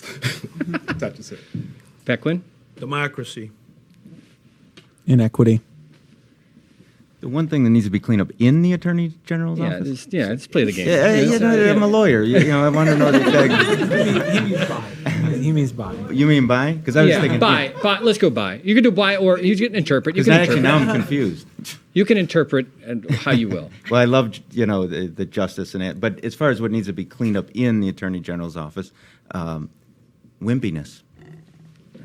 Independence. Advocacy. All right, almost got through that all the way. All right, real quick. 3 a.m. drunk tweets. Delete or let it ride? Jesse? Delete. Delete. Delete. That's great. Awesome. Delete. Delete. I don't know. Sometimes I might let it ride. Delete. And I guess the follow-up to that is, you guys fans of all caps? Are you all caps tweeters? No. No. No. No. Have you read my Twitter feed? No. Okay. Never. I hate shouting. No. There you go. All right, and the final question here is a simple one. 96 Bulls or 85 Bears? Oh. 85 Bears. 96 Bulls. 85 Bears. 91, 92, 93, 96, 97, 98 Bulls. Yeah, I'm going to go with the Bulls. Bears. Bulls. The Bears. And that was just an excuse for them to say Bears over and over and over. I want to thank everyone who was on the panel tonight. Sharon Fairley, Nancy Rotering, Pat Quinn, Jesse Ruiz, Scott Drury, Kwame Raoul, Aaron Goldstein, and Renato Mariotti. I also want to thank Mary Mitchell and Titus Fondelis in the Chicago Sun-Times. No questions, everybody. And we want to thank Cards Against Humanity in the 43rd Ward and the 2nd Ward Democrats for hosting this along with the Sun-Times. I'm Justin Kaufman, and thank you very much for watching on the live stream, and vote on March 20th. Or earlier.